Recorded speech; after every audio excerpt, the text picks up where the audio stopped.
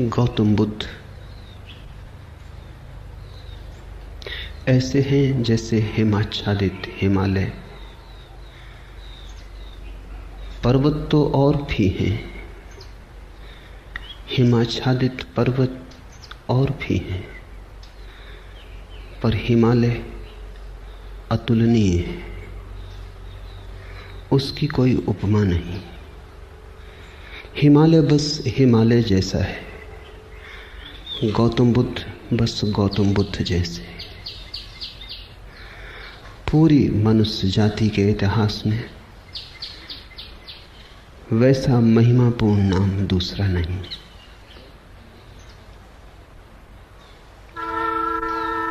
गौतम बुद्ध ने जितने हृदयों की वीणा को बजाया है उतना किसी और ने नहीं। गौतम बुद्ध के माध्यम से जितने लोग जागे और जितने लोगों ने परम भगवत्ता उपलब्ध की है उतनी किसी और के माध्यम से नहीं। गौतम बुद्ध की वाणी अनूठी है और विशेषकर उन्हें जो सोच विचार चिंतन मनन विमर्श के आदि हैं।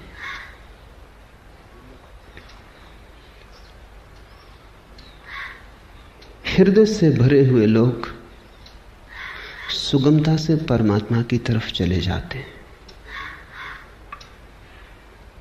लेकिन हृदय से भरे हुए लोग कहाँ हैं? और हृदय से भरने का कोई उपाय भी तो नहीं है। हो तो हो, न हो तो न हो। ऐसी आकस्मिक नैसर्गिक बात पर निर्भर नहीं रहा जा सकता। बुद्ध ने उनको चेताया जिनको चेताना सर्वाधिक कठिन है। विचार से भरे लोग, बुद्धिवादी, चिंतन मननशील, प्रेम और भाव से भरे लोग तो परमात्मा की तरफ सरलता से झुक जाते हैं, उन्हें झुकाना नहीं पड़ता। उनसे कोई ना भी कहे तो भी वे पहुंच जाते हैं, उन्हें पहुंचाना नहीं पड़ता। लेकिन वे तो बहुत थोड़े हैं और उनकी संख्या रोज थोड़ी होती गई है। उंगलियों पर गिने जा सके ऐसे लोग हैं। मनुष्य का विकास मस्तिष्क की तरफ हुआ है, मनुष्य मस्तिष्क से भरा है। इसलिए जहां जीसस हार जाएं, जहां कृष्ण की पकड़ न बैठे, वहां भी बुद्ध नहीं हारते। वहां भी बुद्ध प्राणों की अंतरतम में पहुंच जाते। बुद्ध का धर्म बुद्धि का धर्म कहा गया है। बुद्धि पर उसका आदि तो है, अंत नहीं। शुरुआत बुद्धि से है, प्रारंभ बुद्धि से है, क्योंकि मनुष्य वहां खड़ा है। लेकिन अंत उसका बुद्धि में नहीं। अंत तो परम अतिक्रमण है, जहां सब विचार खो जाते, सब बुद्धिमत्ता विसर्जित हो जाती, जहां केवल साक्षी, मात्र साक्षी शेष रह जाता है। लेकिन बुद्ध का प्रभाव उन लोगों में तत्क्षण अनुभव होता है जो सोच विचार में कुशल है। बुद्ध के साथ मनुष्य जाति का एक नया अध्याय शुरू हुआ। 25 वर्ष पहले बुद्ध ने वह कहा जो आज भी सार्थक मालूम पड़ेगा और जो आने वाली सदियों तक सार्थक रहेगा।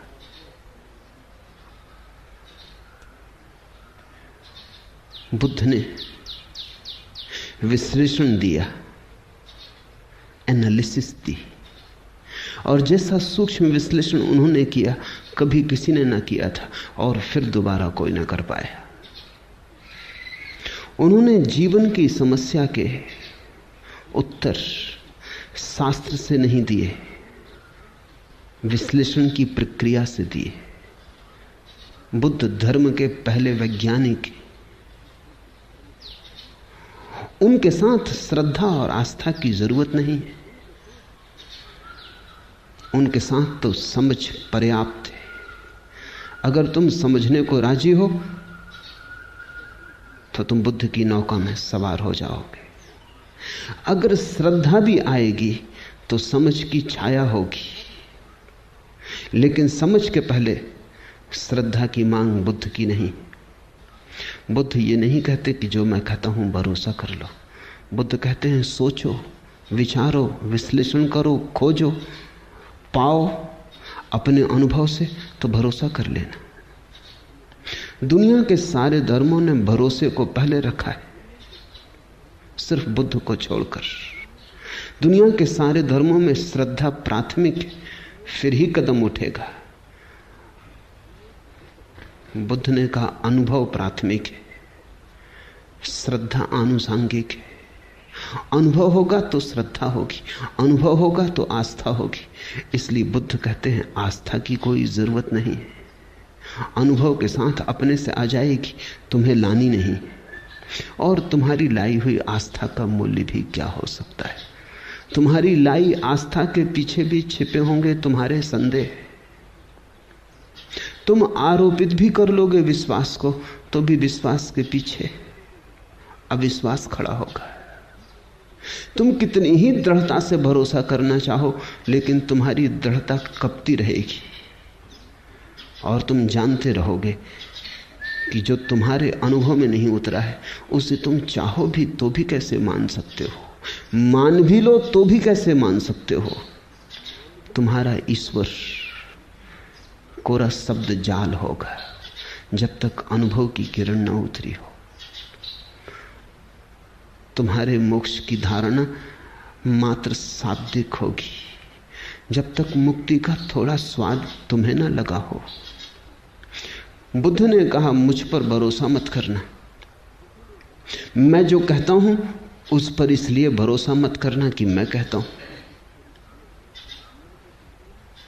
सोचना, विचारना, जीना तुम्हारे अनुभव की कसौटी पर सही हो जाए तो ही सही है, मेरे कहने से क्या सही होगा।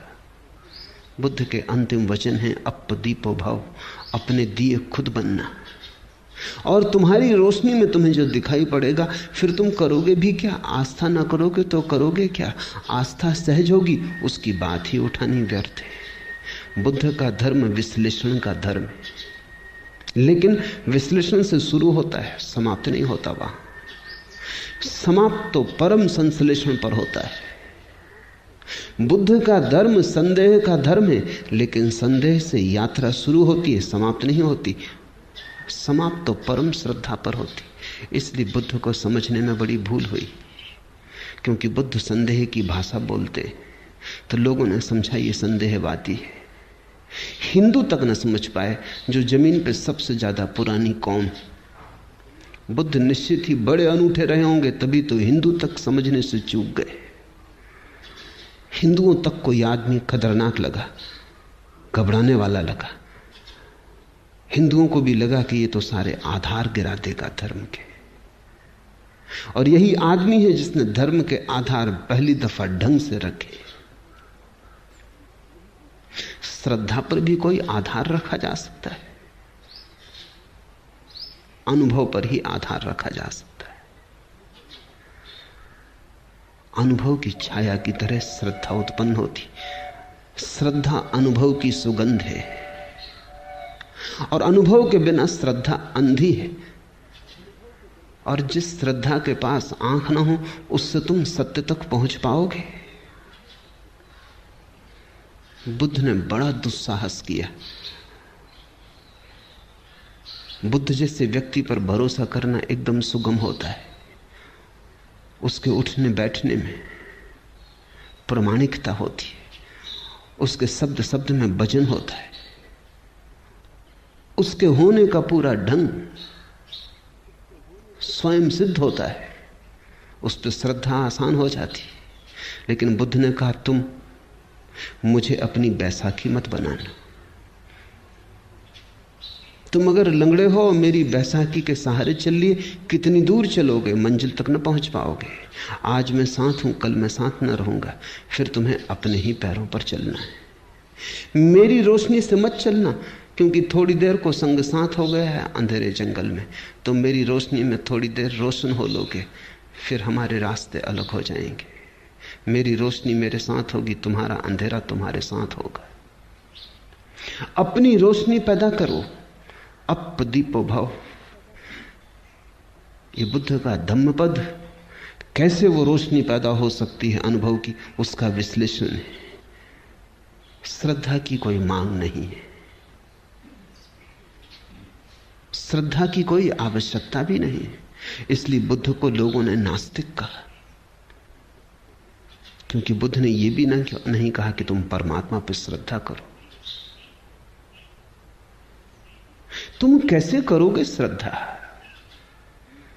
तुम्हें पता होता तो तुम श्रद्धा करते ही, तुम्हें पता नहीं है। इस अज्ञान में तुम कैसे श्रद्धा करोगे? और अज्ञान में तुम जो श्रद्धा बांध भी लोगे, वो तुम्हारी अज्ञान के ईंटों से बना हुआ भवन होगा। उसे तुम परमात्मा का मंदिर कैसे कहोगे? वो तुमने भय में बना लिया होगा। मौत डराती होगी, इसलिए सहारा पकड़ लिया होगा।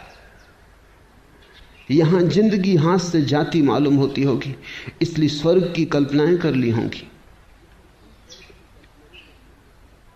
लेकिन इन कल्पनाओं से, भय पर खड़ी हुई इन धारणाओं से कहीं कोई मुक्त हुआ है? इसी से ही तो आदमी पंगु है, इससे ही तो आदमी पक्षाघात में दबा है। इसलिए बुद्ध ने ईश्वर की बात नहीं की। H.G. वेल्स ने बुद्ध के संबंध में कहा है कि पृथ्वी पर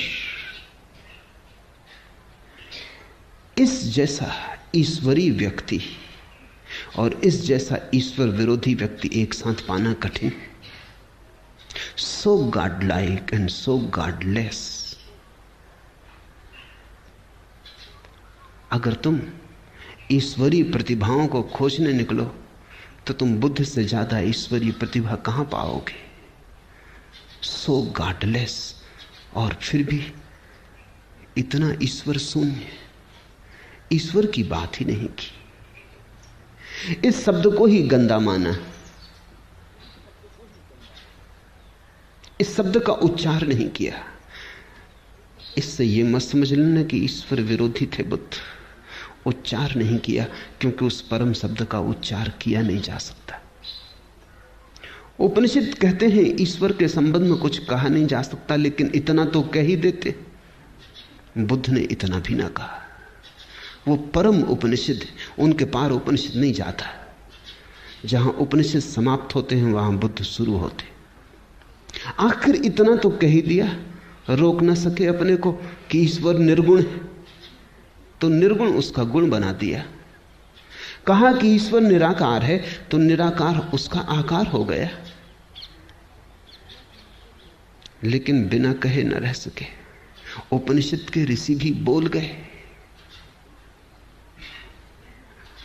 मौन में ही संभालना था उस संपदा को, बोलकर गंवा दी। बंधी मुट्ठी लाख की थी, खुली दो कौड़ी की हो गई।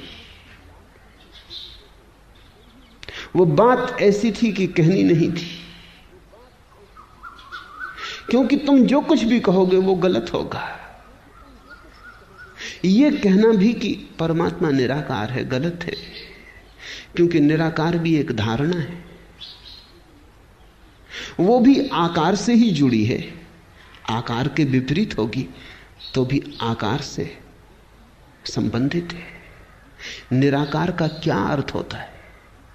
जब भी अर्थ खोजने जाओगे आकार का उपयोग करना पड़ेगा। निर्गुण का क्या अर्थ होता है? जब भी कोई परिभाषा पूछेगा गुण को परिभाषा में लाना पड़ेगा। ऐसी निर्गुणता भी बड़ी नपुंसक है जिसकी परिभाषा में गुण लाना पड़ता है। और ऐसे निराकार में क्या निराकार होगा जिसको समझाने के लिए आकार लाना पड़ता है। बुद्ध से ज्यादा कोई भी नहीं बोला और बुद्ध से ज्यादा चुप भी कोई नहीं। कितना बुद्ध बोले। अन्वेषक खोज करते हैं तो वो कहते हैं एक आदमी इतना बोला, ये संभव कैसे? उन्हें डर लगता है कि इसमें बहुत कुछ प्रक्षिप्त है, दूसरों ने डाल दिया है। कुछ भी प्रक्षिप्त नहीं है। जितना बुद्ध बोले पूरा संग्रहित ही नहीं हुआ है। खूब बोले और फिर भी उनसे ज्यादा चुप कोई भी नहीं, क्योंकि जहां जहां नहीं बोलना था वहां नहीं बोले। ईश्वर के संबंध में एक शब्द ना कहा। इस खतरे को भी मोल लिया कि लोग नास्तिक समझेंगे, और आज तक लोग नास्तिक समझे जा रहे हैं, और इससे बड़ा कोई आस्तिक कभी हुआ नहीं। बुद्ध महा आस्तिक है। अगर परमात्मा के संबंध में कुछ कहना संभव नहीं है तो फिर बुद्ध ने ही कुछ कहा, चुप रह के इशारा किया। पश्चिम के एक बहुत बड़े विचारक विटगिंस्टीन ने अपनी बड़ी अनूठी किताब ट्रैक्टेटस में लिखा है कि जिस संबंध में कुछ कहा ना जा सके उस संबंध में बिल्कुल चुप रह जाना उचित है। That which cannot be said must not be said। जो नहीं कहा जा सकता कहना ही मत, कहना ही नहीं चाहिए। अगर विटगिंस्टीन बुद्ध को देखता तो समझता। अगर विटगिंस्टीन के वचन को बुद्ध ने समझा होता तो मुस्कुराते और उन्होंने स्वीकृति दी होती। विटगिंस्टीन को भी पश्चिम में लोग नास्तिक समझे, नास्तिक नहीं, पर जो कही नहीं जा सकती बात अच्छा है ना ही कही जाए। कहने से बिगड़ जाती, कहने से गलत हो जाती। लाओस से तक कहता तो है प्रथम वचन में अपने ताओ ते किंग में कि सत्य कहा नहीं जा सकता और जो भी कहा जाए वो असत्य हो जाता है, लेकिन फिर भी सत्य के संबंध में बहुत सी बातें कही, बुद्ध ने नहीं कही। तुम कहोगे फिर बुद्ध कहते क्या रहे? बुद्ध ने स्वास्थ्य के संबंध में एक शब्द भी नहीं कहा, केवल बीमारी का विश्लेषण किया और निदान किया, औषधि की व्यवस्था की। बुद्ध ने कहा मैं एक वैद्य हूं, मैं कोई दार्शनिक नहीं हूं। मैं तुम्हारी बीमारी का विश्लेषण करूंगा, निदान करूंगा, औषधि सुझा दूंगा, और जब तुम ठीक हो जाओगे तभी तुम जानोगे कि स्वास्थ्य क्या है। मैं उस संबंध में कुछ भी ना कहूंगा। स्वास्थ्य जाना जाता है, कहा नहीं जा सकता। बीमारी मिटाई जा सकती है, बीमारी समझाई जा सकती है, बीमारी बनाई जा सकती है, बीमारी का इलाज हो सकता है, सही हो सकता है, गलत हो सकता है, बीमारी के साथ बहुत कुछ हो सकता है। स्वास्थ्य जब बीमारी नहीं होती तब जो शेष रह जाता है वही, उस तरफ केवल इशारे हो सकते हैं, मौन इंगित हो सकते हैं, वे भी प्रत्यक्ष नहीं, बड़े परोक्ष। बुद्ध के धर्म को शून्यवादी कहा गया है। शून्यवादी उनका धर्म है, लेकिन इससे यह मत समझ लेना कि शून्य पर उनकी बात पूरी हो जाती, नहीं, बस शुरू होती। बुद्ध एक ऐसे उत्तुंग शिखर है जिसका आखिरी शिखर हमें दिखाई नहीं पड़ता। बस थोड़ी दूर तक हमारी आंखें जाती, हमारी आंखों की सीमा है। थोड़ी दूर तक हमारी गर्दन उठती है, हमारी गर्दन के झुकने की सामर्थ्य है। और बुद्ध खोते चले जाते हैं। दूर हिमाच्छादित शिखर है, बादलों के पार।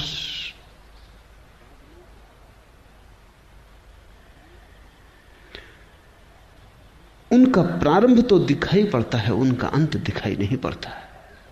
यही उनकी महिमा है। और प्रारंभ को जिन्होंने अंत समझ लिया वो भूल में पड़ गए।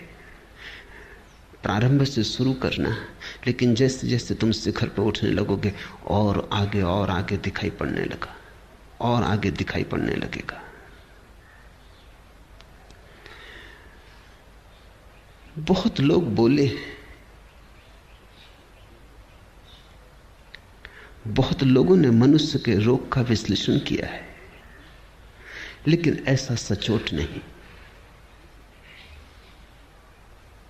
बड़े सुंदर ढंग से लोगों ने बातें कही, बड़े गहरे प्रतीक उपाय में लाए, पर बुद्ध के कहने का ढंग ही और, अंदाजे बयां और। जिसने एक बार सुना पकड़ा गया, जिसने एक बार आंख से आंख मिला ली फिर भटक न पाया। जिसको बुद्ध की थोड़ी सी भी झलक मिल गई उसका जीवन रूपांतरित हुआ।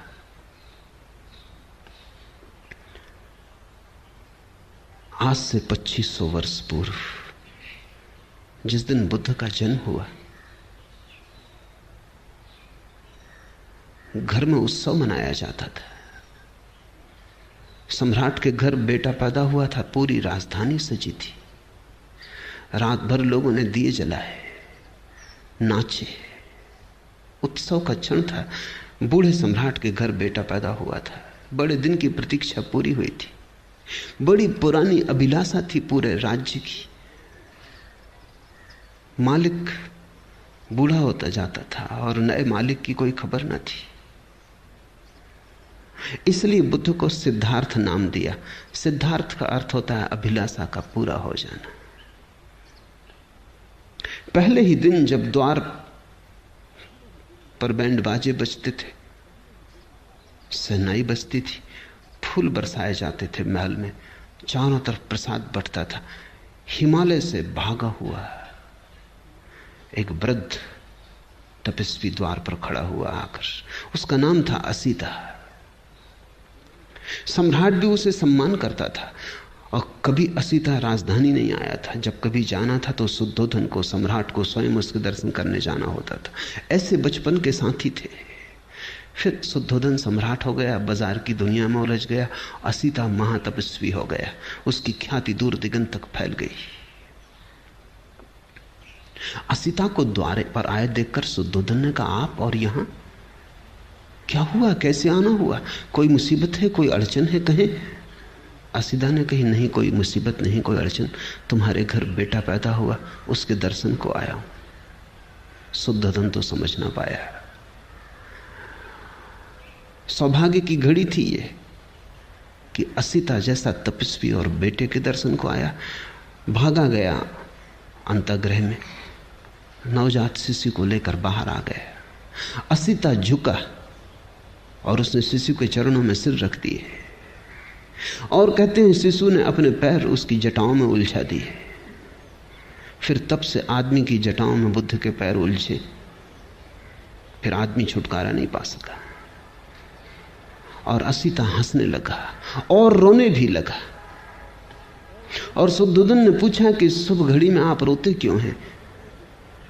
असीता ने कहा, ये तुम्हारे घर जो बेटा पैदा हुआ है, ये कोई साधारण आत्मा नहीं, असाधारण है।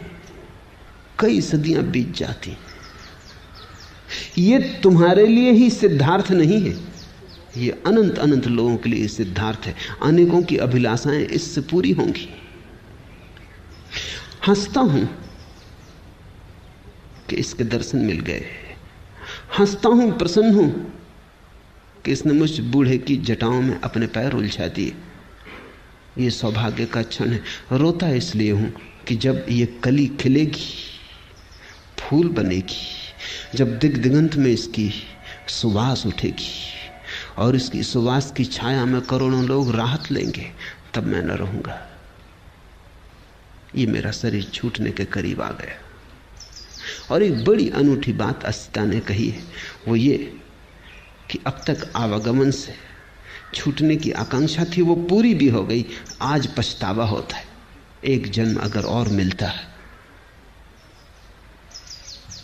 तो इस बुद्ध पुरुष के चरणों में बैठने की, इसकी वाणी सुनने की, इसकी सुगंध को पीने की, इसके नशे में डूबने की सुविधा हो जाती। आज पछताता हूं, लेकिन मैं मुक्त हो चुका हूं। ये मेरा आखिरी अवतरण है, अब इसके बाद देह न धर सकूंगा। अब तक सदा ही चेष्टा की थी कि कब छुटकारा हो शरीर से, कब आवागमन से। आज पछताता हूं कि अगर थोड़ी देर और रुक गया होता।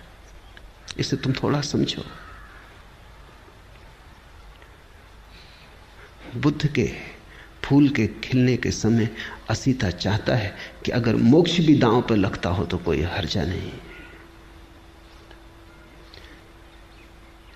तब से 2500 साल बीत गए, बहुत प्रज्ञा पुरुष हुए, लेकिन बुद्ध अतुलनीय है। और उनकी अतुलनीयता इसमें है कि उन्होंने इस सदी के लिए धर्म दिया और आने वाले भविष्य के लिए धर्म दिया। कृष्ण की बात कितनी ही समझा के कही जाए, इस सदी के लिए मौजू नहीं बैठती।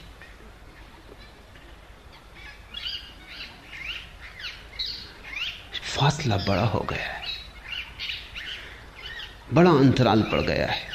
कृष्ण ने जिनसे कहा था उनके मनों में और जिनके मन आज उसे सुनेंगे, बड़ा अंतर है।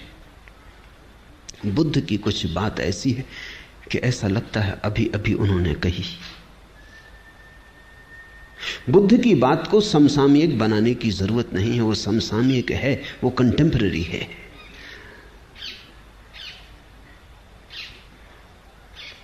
कृष्ण पर बोलो तो कृष्ण को खींच के लाना पड़ता है 20वीं सदी में, बुद्ध को नहीं लाना पड़ता। बुद्ध जैसे खड़े ही हैं, 20वीं सदी में ही खड़े, और ऐसा अनेक सदियों तक रहेगा। क्योंकि मनुष्य ने जो होने का ढंग अंगीकार कर लिया है बुद्धि का, वो अब ठहरने को है, वो अब जाने को नहीं। और उसके साथ ही बुद्ध का मार्ग ठहरने को है। धम्मपद उनका विश्लेषण है।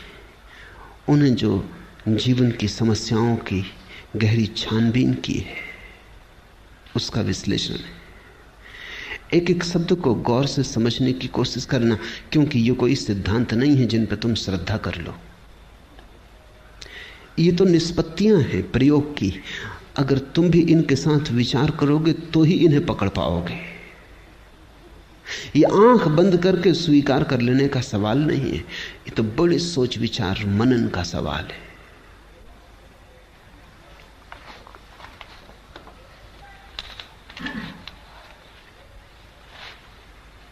साधारणतः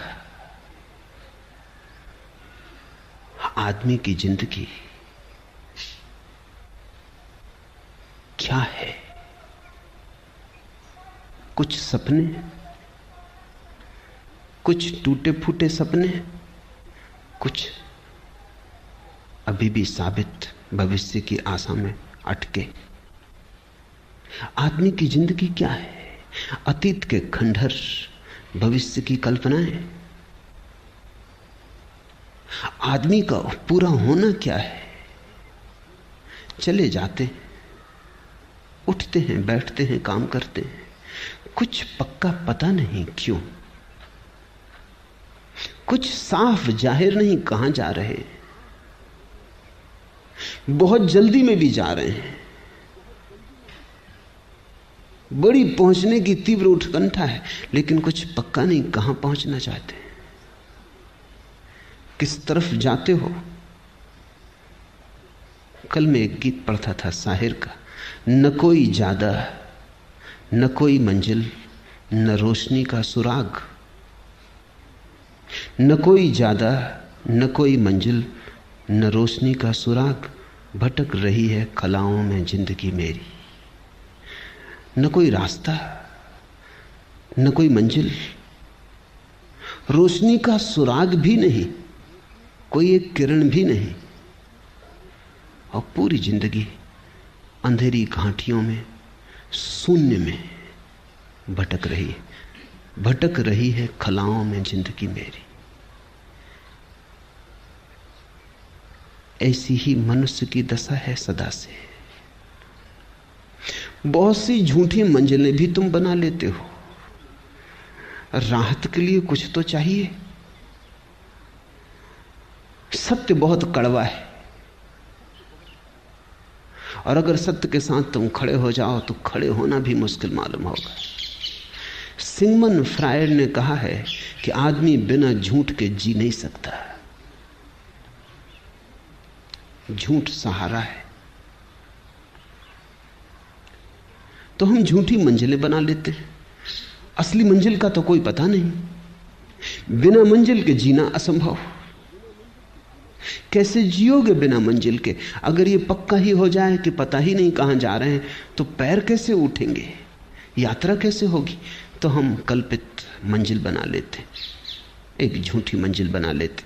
उससे राहत मिल जाती, लगता है कहीं जा रहे हैं। कोई रास्ता नहीं है, क्योंकि झूठी मंजिलों के कहीं कोई रास्ते होते? जब मंजिल ही झूठी है तो रास्ता कैसे हो सकता है? तो फिर हम रास्ता भी बना लेते,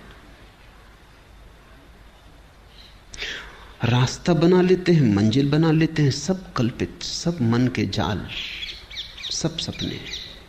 और ऐसे अपने को भर लेते हैं और लगता है शून्य भर गया, जिंदगी बड़ी भरी पूरी। कोई कुछ दिन हुए चल बसा। एक मित्र ने आके कहा कि आपको पता चला फला फला व्यक्ति चल बसे, बड़ी भरी पूरी जिंदगी थी। मैंने पूछा रुको, चल बसे ठीक, उसमें तो कुछ किया नहीं जा सकता, लेकिन भरी पूरी जिंदगी थी, ये तुमसे किसने कहा?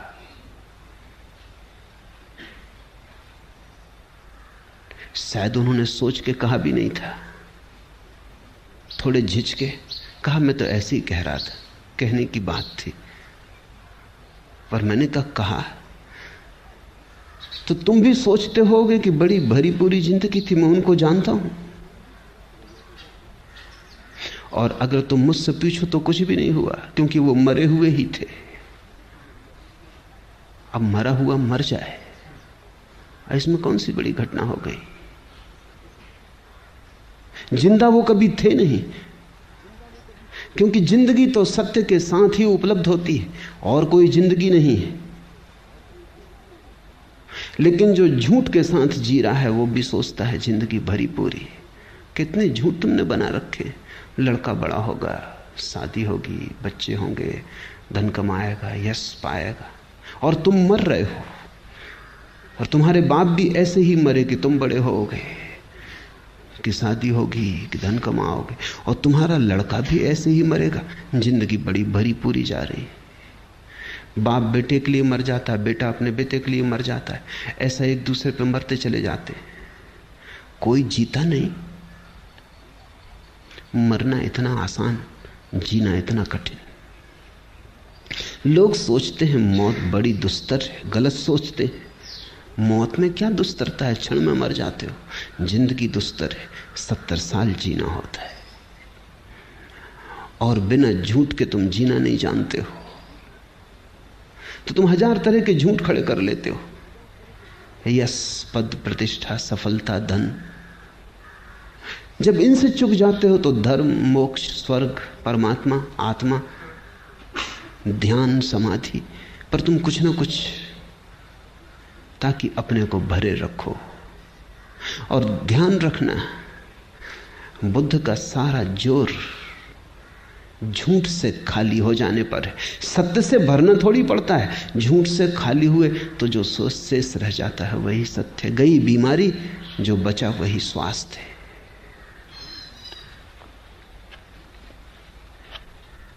लेकिन कितने ही लोगों ने जगाने की कोशिश की है, तुम जागते नहीं। आदमी का झूठ को पैदा करने का अभ्यास इतना गहरा है कि वो बुद्ध के आसपास भी, बुद्ध भी मौजूद हों जगाने को, तो उनके आसपास भी अपनी नींद की सुविधा जुटा लेता है। बुद्ध जगाते हैं, तुम उनके जगाने की चेष्टा को भी नशा बना लेते हो। तुम हर चीज में से शराब निकाल लेते हो। ऐसी कोई चीज नहीं है जिसमें से तुम शराब ना निकाल लो। इसलिए तो बुद्ध आते हैं, चले जाते हैं, बुद्ध पुरुष पैदा होते हैं, विदा हो जाते। तुम अपनी जगह अडिग खड़े रहते, तुम अपने झूठ से हटते नहीं।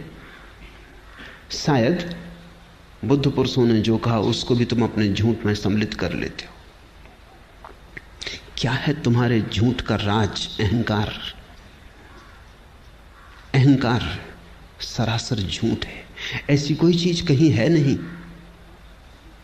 तुम हो नहीं, सिर्फ एक भ्रांति हो। है तो पूर्ण, सारा अस्तित्व इकट्ठा है। यह भ्रांति है कि तुम अलग हो। कल ही एक मित्र से मैंने कहा कि अब जागो, तो उन्होंने कहा कि कोशिश बहुत करता हूं, मन निंदा से भी भर जाता है, अपने प्रति अपराधी भी मालूम होता हूं, बेईमान भी मालूम पड़ता हूं, क्योंकि जो करना चाहिए मालूम है, समझ में आता और नहीं कर रहा हूं। तो मैंने उनसे कहा तुम एक ही कृपा करो, ये करने का ख्याल छोड़ दो, क्योंकि उसने पैदा किया, वही श्वास ले रहा है, तुम करना भी उसी पे छोड़ दो। उन्होंने कहा कि जन्म उसने दिया, इतना तक तो मैं मान सकता हूं, लेकिन बाकी और काम वही कर रहा है, ये नहीं मान सकता। ये तो मैं मान ही नहीं सकता कि बेईमानी भी वही कर रहा है। अभी थोड़ा सोचने जैसा है। हमें भी लगेगा कि बेचारा धार्मिक बात तो कह रहा है ये व्यक्ति, कि बेईमानी कैसे परमात्मा पे छोड़ दूं, लेकिन नहीं, सवाल ये नहीं है। अहंकार, ये कोई परमात्मा को बचाने की चेष्टा नहीं है कि परमात्मा पे बेईमानी कैसे सौंप दूं। ये भी अहंकार को बचाने की चेष्टा है। ध्यान रखना, जब बेईमानी तुम करोगे तो ईमानदारी भी तुम ही करोगे।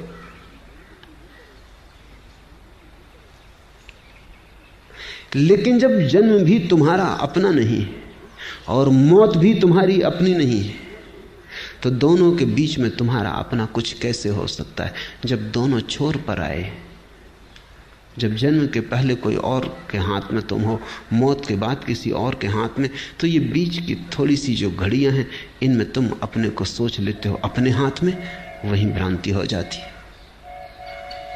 वही अहंकार तुम्हें जगने नहीं देता। वही अहंकार सोने की नई तरकीबें और व्यवस्थाएं खोज लेता है। इसलिए बुद्ध पुरुष आते हैं, उनके तीर ठीक तर्कस से तुम्हारे हृदय की तरफ निकलते, पर तुम बचा जाते हो। हजारों खिज्र पैदा कर चुकी है नस्ल आदम की। आदमी ने कितने बुद्ध पुरुष पैदा किए, हजारों खिज्र, पैगंबर, तीर्थंकर, हजारों खिज्र पैदा कर चुकी है नस्ल आदम की। ये सब तस्लीम, लेकिन आदमी अब तक भटकता है। ये सब तस्लीम, ये सब स्वीकार कि हजारों बुद्ध पुरुष हुए, पर इससे क्या फर्क पड़ता है? आदमी अब तक भटकता है।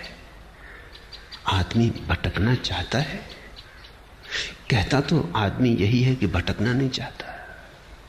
कहते तो तुम मेरे पास यही हो, शांत होना चाहते हैं, सत्य होना चाहते हैं, सरल होना चाहते हैं, लेकिन सच में तुम होना चाहते हो, या कि सरलता के नाम पर तुम नई जटिलता खोज रहे हो, या सत्य के नाम पर तुमने नए झूठों की तलाश शुरू की है, या शांति के नाम पर अब तुमने एक नया रोग पाला। अब तुम शांति के नाम पर अशांत होने को उत्सुक हुए। साधारण आदमी अशांत होता है, सिर्फ शांति की तो कम से कम चिंता नहीं होती। अब तुम शांति के लिए भी चिंतित हो। पुरानी अशांति तो बरकरार, अब तुम और धन करोगे, उसमें गुणनफल करोगे। अब तुम कहोगे कि शांति भी चाहिए, अब एक नई अशांति जुड़ी कि शांति नहीं। झूठ तो तुम थे, अब तुम कहते हो सत्य खोजेंगे। अब तुम सत्य के नाम पर कुछ नए झूठ ईजाद करोगे, स्वर्ग के, मोक्ष के, नरक के, परमात्मा के, आकाश के। मंदिरों में जाओ, स्वर्गों के नक्शे टंगे, पहला स्वर्ग, दूसरा स्वर्ग, पहला खंड, दूसरा खंड, तीसरा खंड, सचखंड तक नक्शे टंगे हुए। आदमी की मूढ़ता की कोई सीमा है, कोई अंत है? अपने घर का भी नक्शा भी तुमसे बनेगा नहीं। अपना भी नक्शा तुम बना ना सकोगे कि तुम क्या हो, कहां हो, कौन हो। तुमने स्वर्ग के नक्शे बना लिए।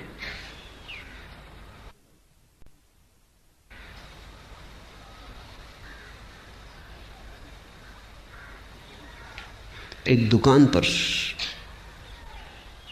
एक शिकारी कुछ सामान खरीद रहा था। अफ्रीका जा रहा था शिकार करने, कहीं जंगल में भटक ना जाए, इसलिए उसने एक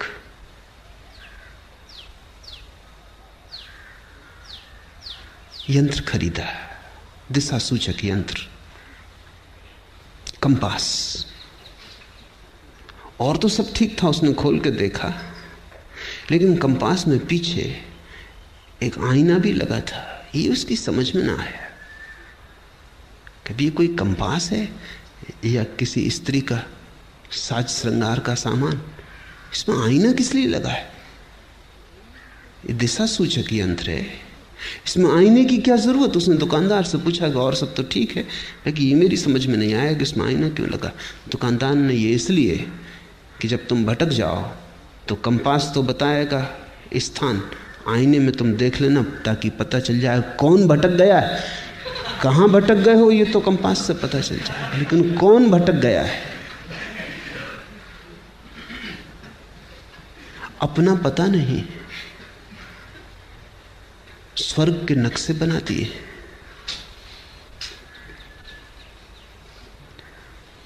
विवाद चल रहे हैं लोगों के, कितने नरक होते हैं।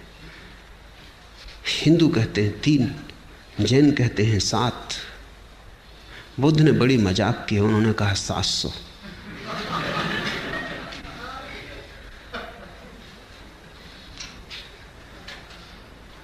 ये मजाक की है, क्योंकि बुद्ध को जरा भी उत्सुकता नहीं इस तरह की मूर्ताओं में।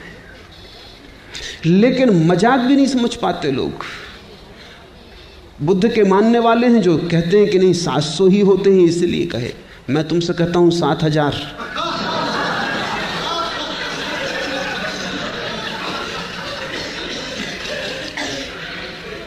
आदमी सत्य से भी झूठ खोज लेता है, इसलिए आदमी भटकता है। बुद्ध बड़े शुद्ध खोजी हैं, उनकी खोज बड़ी निर्दोष। घर छोड़ा तो जितने गुरु उपलब्ध थे सबके पास गए।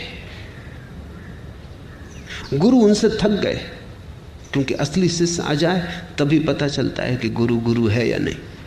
झूठे शिष्यों के साथ तो पता नहीं चलता। लोग मुझसे पूछते हैं आके कि असली गुरु का कैसे पता चले। मैं उनको कहता हूं तुम फिक्र ना करो, अगर तुम असली शिष्य हो पता चल जाए। नकली गुरु तुमसे बचेगा, भागेगा कि ये चला आ रहा असली शिष्य, ये झंझट खड़ी करेगा। तुम गुरु की फिक्र ही छोड़ दो। असली शिष्य अगर तुम हो तो नकली गुरु तुम्हारे पास टिकेगा ही नहीं।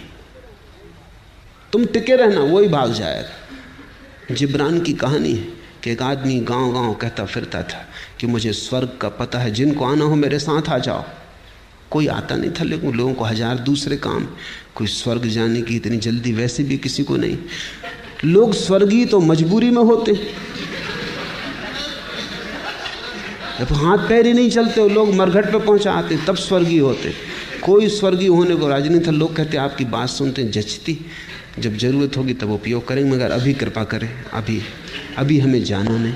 एक गांव में ऐसा हुआ, उस आदमी का खूब धंधा चलता था, क्योंकि जिनको स्वर्ग नहीं जाना इनको बचने के लिए भी गुरु को कुछ गुरु दक्षिणा देनी पड़ती थी। वो आ जाए गांव में और समझाए तो उसको कुछ सेवा भी करनी पड़ती, पैर भी पड़ने पड़ते। कहते तुम बिल्कुल ठीक हो, मगर अभी हम साधारण जन अभी संसार में उलझे हैं, जब कभी सुलझेंगे जरूर आपकी बात का ख्याल करेंगे, रख लेते हैं संभाल के हृदय में। तो गुरु का धंधा भी चलता था, ना कभी कोई झंझट आई थी ना कुछ। एक गांव में उपद्रव हो गया, एक असली शिष्य मिल गया। उसने कहा अच्छा तुम्हें पक्का पता है? बिल्कुल पक्का पता है, क्योंकि अभी तक कोई झंझटाई नहीं थी। तो उसने कहा अच्छा मैं चलता हूँ, कितने दिन लगेंगे पहुँचने में? तब जरा गुरु घबराया कि ये जरा उपद्रवी मालूम पड़ता है। पैर छुओ बात ठीक है, सांस चलने की बात, मगर अब सबके सामने मना भी नहीं कर सका। उसने कहा देखेंगे, भटकाएंगे, साल 2 साल, भाग जाएगा अपने आप। 6 साल बीत गए, वो उनके पीछे ही पड़ा है। वो कहता है कि कब आएगा, अभी तक आया नहीं। एक दिन उस गुरु ने कहा तेरे हाथ जोड़ता हूं भैया, तू जब तक न मिला था हमको भी पता था, तेरे कारण हमारा भी था। असली शिष्य मिल जाए तो फिर गुरु अपने आप। दुनिया में नकली गुरु हैं क्योंकि नकली शिष्यों की बड़ी संख्या है। नकली गुरु तो बाई प्रोडक्ट, वो सीधे पैदा नहीं होते, नकली शिष्य उन्हें पैदा कर लेता है। बुद्ध सभी गुरुओं के पास गए, गुरु घबरा गए क्योंकि ये व्यक्ति निश्चित प्रामाणिक था। जो उन्होंने कहा वो इसने इतनी पूर्णता से किया कि उनको भी दया आने लगी कि तो हमने भी नहीं किया है, कोई करते नहीं था तब तक बात ठीक थी। इस पे दया आने लगी। इससे ये भी ना कह सकते थे कि तुमने पूरा नहीं किया इसलिए उपलब्ध नहीं हो रहा है। इसने पूरा किया, उसमें तो रत्ती भर कमी नहीं रखी। गुरु ने हाथ जोड़ के कहा बस हम यहां तक तुम्हें बता सकते थे, इसके आगे हमें खुद भी पता नहीं। सारे गुरुओं को बुद्ध ने चुका डाला, एक गुरु साबित ना हुआ। तब सिवाय इसके कोई रास्ता ना रहा कि खुद खोजे। और इसलिए बुद्ध की बातों में बड़ी ताजगी है क्योंकि उन्होंने खुद खोजा, किसी गुरु से नहीं पाया था, किसी से सुन के नहीं दोहराया था, फिर खुद खोज पर निकले, नितांत अकेले, बिना किसी सहारे के। शास्त्र धोखा दे गए, गुरु धोखा दे गए, सब पीछे हट गए, अकेला रह गया खोजी। ऐसा ही होता है। जब तुम्हारी खोज असली होगी तुम पाओगे शास्त्र काम नहीं देते। शास्त्र तभी तक काम देते हैं जब तक तुम उनका भजन पाठ करते हो, बस तभी तक।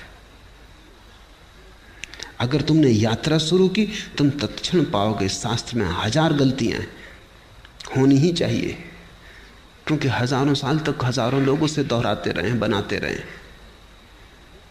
उसमें बहुत कुछ छूट गया, बहुत कुछ जुड़ गया है।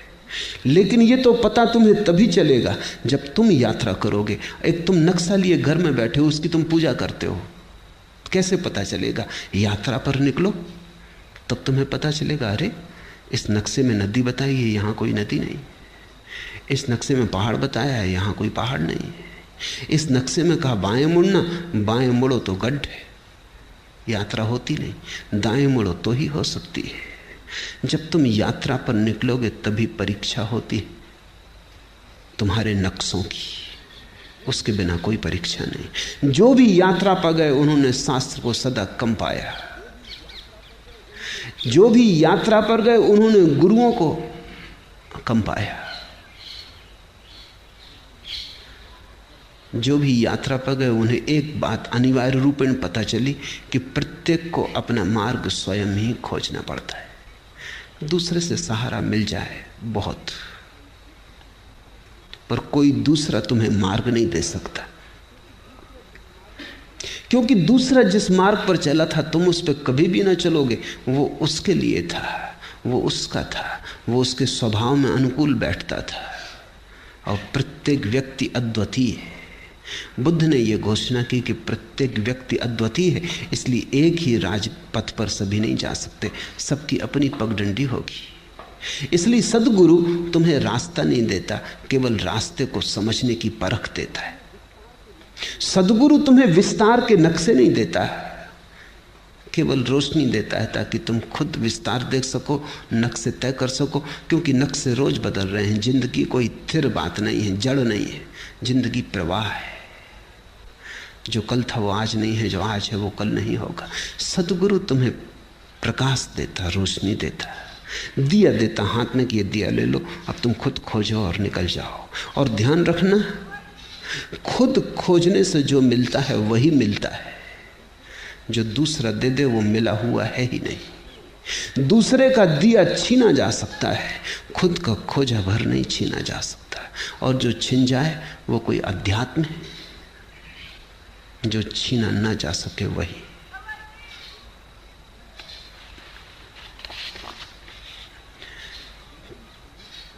पहली गाथा, मन सभी प्रवृत्तियों का पुरोगामी है, मन उनका प्रधान है, वे मनोमय है। यदि कोई दोषयुक्त मन से बोलता है या कर्म करता है तो दुख उसका अनुसरण वैसे ही करता है जैसे गाड़ी का चक्का खींचने वाले बैलों के पैर का। छोटा सूत्र पर बड़ा दूरगामी।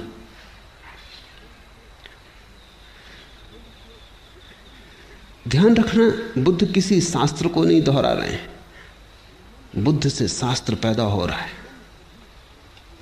मन सभी प्रवृत्तियों का पुरोगामी है।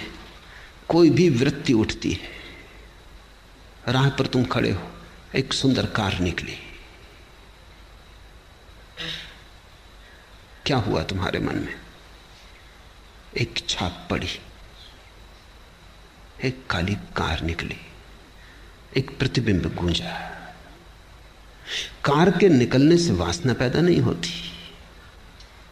अगर तुम देखते रहो और तुम्हारा देखना ऐसा ही तटस्थ हो जैसे कैमरे की आंख होती, कैमरे के सामने से भी कार निकल जाए, वो फोटो भी उतार देगा तो भी कार खरीदने नहीं जाएगा और न सोचेगा कि कार खरीदनी है।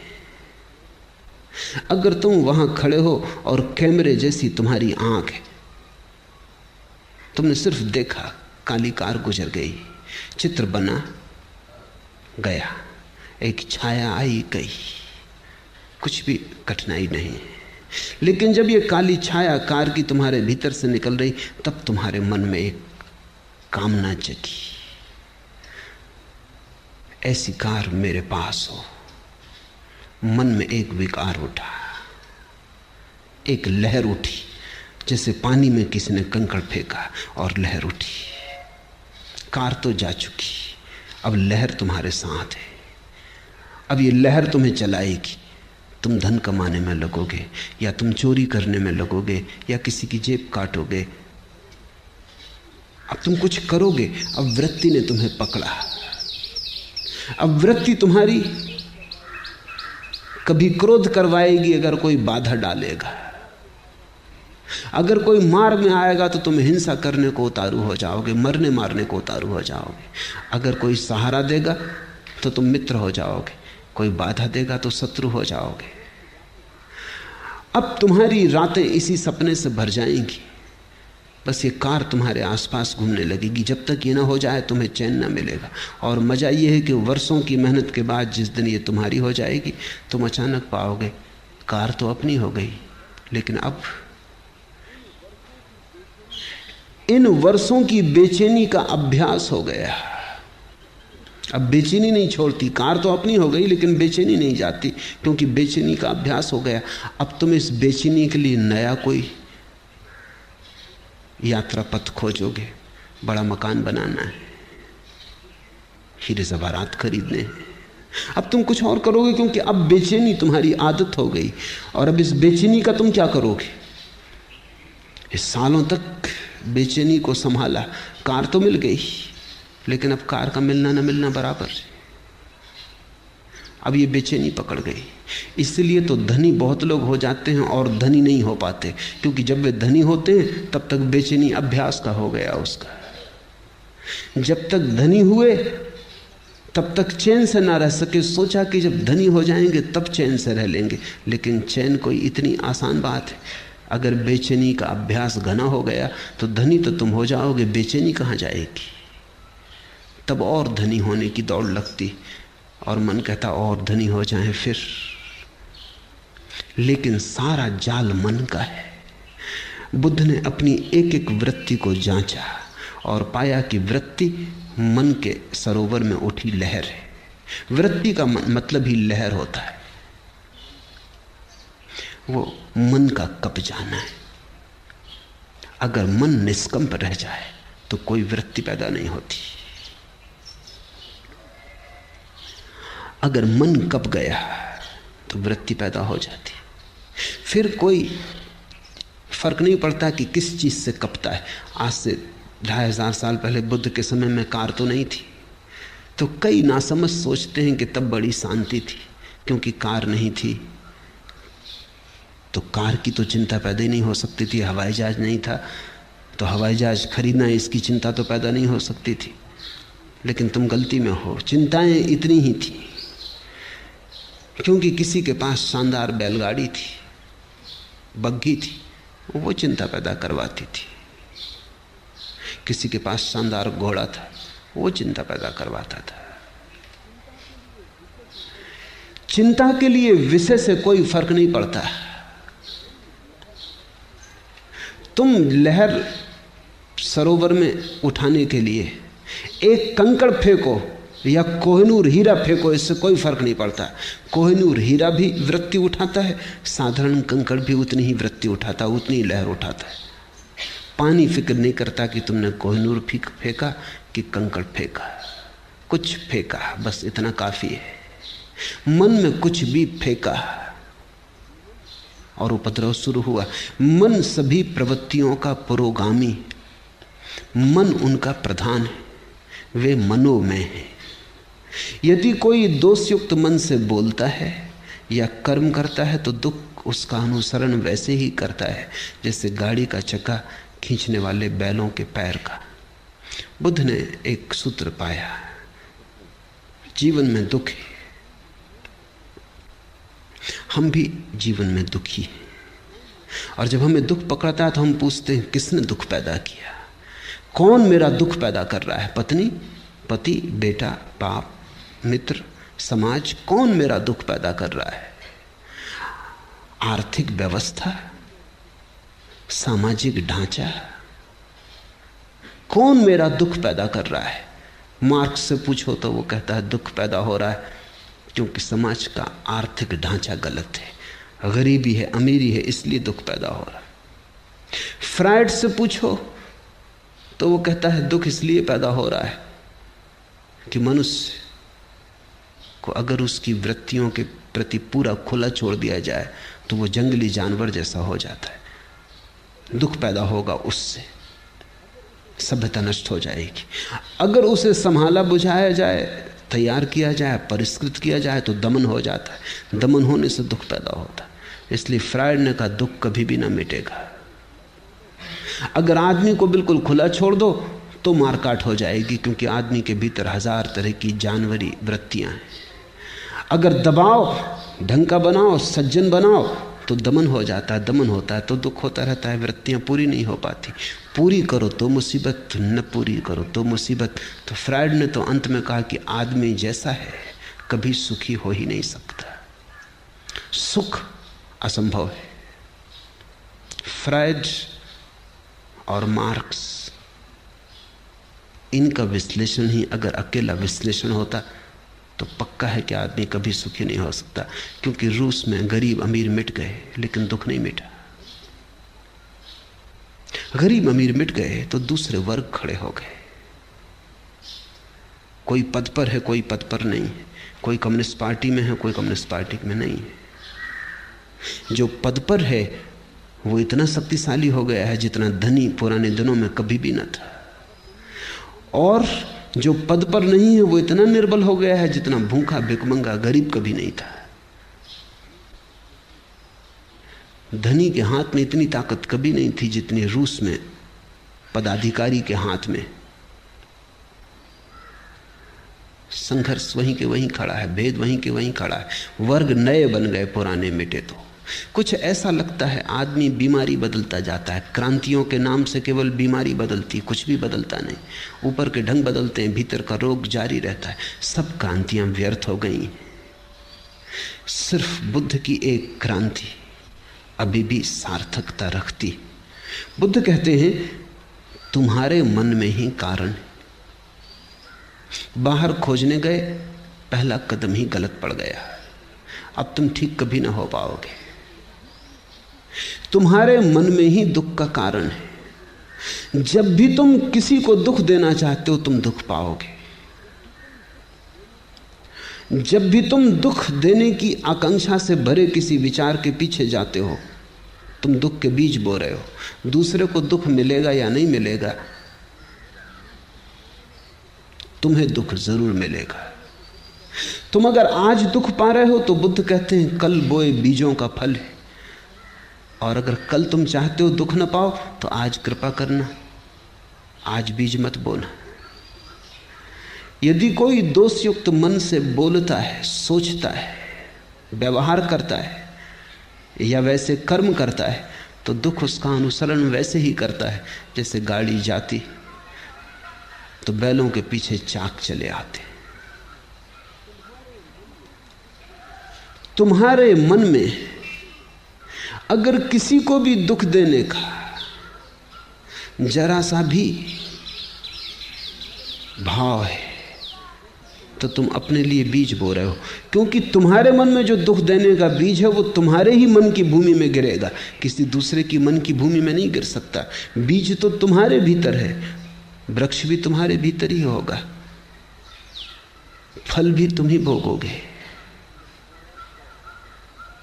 अगर बहुत गौर से देखा जाए तो जब तुम दूसरे को दुख देना चाहते हो तब तुमने अपने को दुख देना शुरू कर ही दिया। तुम दुखी होने शुरू हो ही गए। तुम क्रोधित हो, किसी पर क्रोध करके उसे नष्ट करना चाहते हो, उसे तुम करोगे या नहीं ये दूसरी बात है, लेकिन तुमने अपने को नष्ट करना शुरू कर दिया।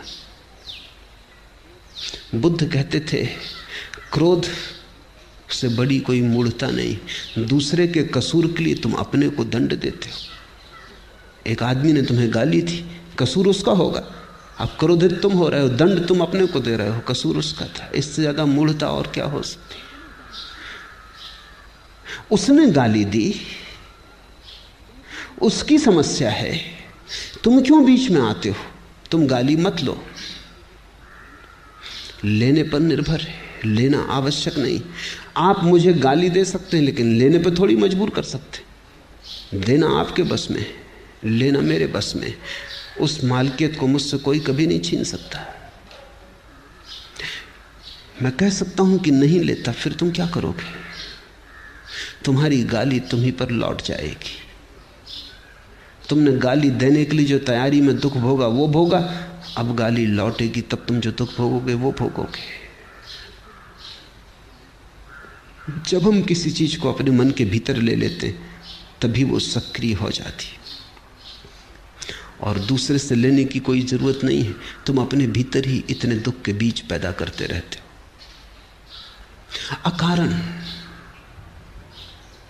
मैं कलकत्ते में एक मित्र के घर मेहमान होता था। उनके पास सबसे बढ़िया कोठी है कलकत्ते में, थी कहना चाहिए, अब नहीं। अब एक दूसरी कोठी खड़ी हो गई, पड़ोस में ही खड़ी हो गई।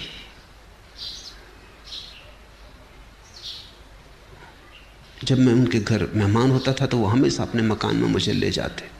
कई बार दिखा चुके थे मगर फिर दिखाते। उनका रस खत्म नहीं होता था। स्विमिंग पूल, बगीचा सब दिखाते। उनकी आदत थी, ये मान के मैं जब भी वो दिखाते फिर इस तरह उत्सुकता लेता जैसे कभी नहीं देखा है। मगर आखिरी बार जब उनके घर गया तो उन्होंने मकान ना दिखाया। मैं थोड़ा हैरान हुआ, क्या ये आदमी बदल गया? मैंने पूछा कि क्या मामला है, मकान नहीं दिखलाइएगा? कहने लगे क्या खाक दिखलाएं, क्या हुआ? देखते नहीं कि बगल में एक बड़ा मकान खड़ा हो गया। जब तक इससे बड़ी कोठी ना कर लूं तब तक अब चैन नहीं। अब क्या दिखाना है? इनका मकान वैसी का वैसा है, क्योंकि बगल का मकान इनके मकान में कुछ फर्क नहीं किया है। इनका मकान ठीक उतना ही सुंदर है जैसा था, लेकिन बगल में एक मकान खड़ा हो गया। बड़ी लकीर किसी ने खींच दी, इनकी लकीर छोटी हो गई बिना छुए। किसी ने छुआ नहीं, हाथ नहीं लगाया, मगर बगल में एक लकीर खड़ी हो गई। उनकी पत्नी ने मुझसे कहा कि कुछ समझाइए इनको, न सोते हैं न चैन, इनकी छाती पे बोझ हो गया है वो बगल का मकान। बगल के मकान वाले को शायद पता भी ना हो कि कोई जला भुंजा जा रहा है, कि कोई मरा जा रहा है,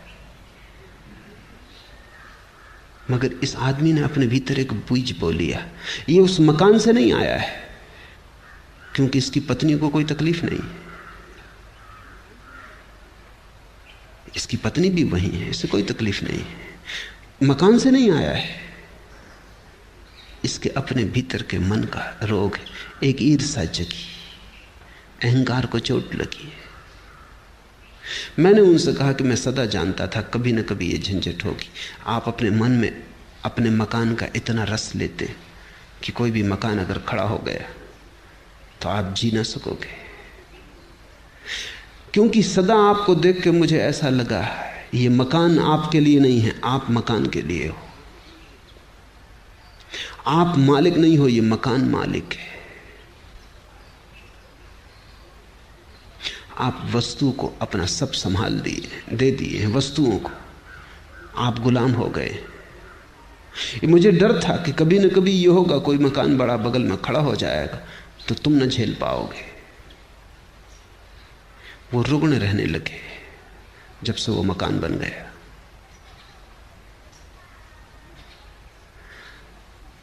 मन में सारा खेल है।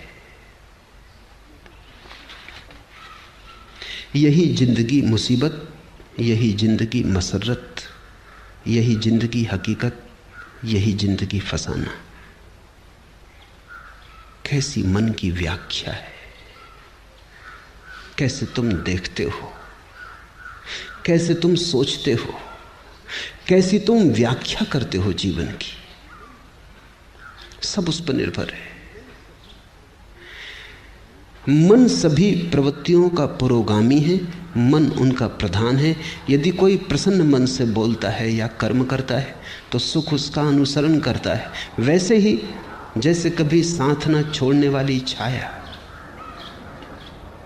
अगर तुम दुखी हो तो अपने को कारण जानना, अगर सुखी हो तो अपने को कारण जानना। अपने से बाहर कारण को मत ले जाना, वही धोखा है। इसको ही मैं धार्मिक क्रांति कहता हूं। जिस व्यक्ति ने अपने जीवन के सारे कारणों को अपने भीतर देख लिया, वो व्यक्ति धार्मिक हो गया, क्योंकि अब उसके हाथ में है बात। अब दुखी होना हो तो तुम जानते हो कौन से बीज बोने, सुखी होना हो तो जानते हो कौन से बीज बोने। अब कोई मजबूरी न रही। फिर अगर दुख में ही मजा लेना हो तो मजे से बीज बो, कोई बाधा नहीं डाल सकता। लेकिन एक बात फिर तुम न कर सकोगे कि दुख के तो बीज बो और रोना भी रो कि मैं दुखी क्यों। अपने ही हाथ से जहर पियो और फिर रो कि मैं मर क्यों रहा हूं। मरना हो मजे से जहर पियो, जीना हो मत पियो। तुम्हारे हाथ है, तुम्हारी प्याली है, तुम्हारा जहर है, और तुम्ही को जीना या मरना है। उसने मुझे डांटा, मुझे मारा, मुझे जीत लिया, मेरा लूट लिया। जो ऐसी गांठें मन में बनाए रखते उनका वैर शांत नहीं होता। उसने दूसरे पर जिनका सारा जोर, उसने मुझे डांटा, उसने मुझे मारा, उसने मुझे जीत लिया, मेरा लूट लिया। जो दूसरे पर नजर रखते। बुद्ध का एक शिष्य हुआ पूर्णकाश्यप, वो निश्चित ही पूर्ण हो गया था, इसलिए उसे बुद्ध पूर्ण कहते हैं। फिर एक दिन बुद्ध ने उससे कहा कि पूर्ण, अब तू पूर्ण सच में ही हो गया, अब मेरे साथ साथ डोलने की कोई जरूरत ना रही। अब तू जा, अब तू गांव गांव नगर नगर घूम और डोल, मेरी खबर ले जा। मेरे पास तूने जो पाया है उसे लुटा। पुण्य का भगवान, किस दिशा में जाऊं? आप इशारा कर दें।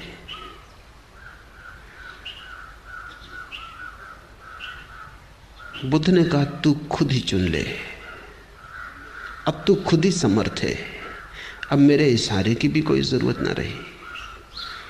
तो पूर्ण ने कहा कि जाऊंगा। सूखा नाम का एक इलाका था बिहार में, वहां जाऊंगा। बुद्ध ने कहा तू खतरा मोल ले रहा है, वो जगह भली नहीं, लोग सज्जन नहीं, लोग बड़े दुष्ट हैं, और लोग सताने में रस लेते हैं। लोग तुझे परेशान करेंगे इन पीत वस्त्रों में। उन्होंने भिक्षु कभी देखा नहीं, वो बड़े जंगली हैं, तू वहां मत जा। पर पुण्य का इसलिए तो उनको मेरी जरूरत है, किसी को तो जाना ही होगा। कब तक वे जंगली रहें? कब तक उनको पशुओं की तरह रहने दिया जाए? मुझे जाना होगा, आज्ञा दे। बुद्ध ने कहा जा, मेरे 2-3 सवालों के जवाब दे दे। पहला, अगर वे तुझे गालियां दें, अपमान करें तो तुझे क्या होगा? तो पुण्य का ये भी आप मुझसे पूछते हैं क्या होगा? आप भली भांति जानते कि मैं प्रसन्न होऊंगा, क्योंकि मेरे मन में ये भाव उठेगा कितने भले लोग हैं, सिर्फ गालियां देते, मारते नहीं। मार भी सकते थे। बुद्ध ने कहा ठीक, मगर अगर मारने ही लगे तो तेरे मन में क्या होगा? पूर्ण का आप पूछते, आप भली भांति जानते हैं कि पूर्ण प्रसन्न होगा कि धन्य भाग कि मारते हैं, मार ही नहीं डालते, मार भी डाल सकते थे। बुद्ध ने कहा आखिरी सवाल पूर्ण, अगर मार ही डालें तो मरते वक्त तेरे मन में क्या होगा? पूर्ण का आप और पूछते, आपको भली भांति मालूम है कि जब मैं मर रहा हूँगा तो मेरे मन में होगा धन्य भाग, उस जीवन से छुटकारा दिला दिया जिसमें कोई भूल चूक हो सकती थी। बुद्ध ने कहा अब तू जा, अब तुझे जहां जाना है तू जा। अब तुझे कोई गाली नहीं दे सकता, अब तुझे कोई मार नहीं सकता, अब तुझे कोई मार डाल नहीं सकता। ऐसा नहीं कि वो तुझे गाली ना देंगे, गाली तो वो देंगे, लेकिन तुझे अपनी कोई गाली नहीं दे सकता। ऐसा नहीं कि वो तुझे मारेंगे नहीं, मारेंगे, लेकिन तुझे अब कोई मार नहीं सकता। और कौन जाने कोई तुझे मार भी डाले, लेकिन अब तू अमृत है, अब तेरी मृत्यु संभव नहीं। सारा खेल मन का है। कैसे हम देखते, उसने मुझे डांटा, उसने मुझे मारा, मुझे जीत लिया, मेरा लूट लिया।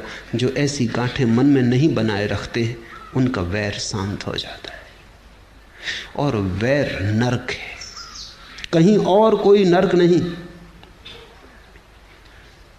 शत्रुता में जीना नरक है।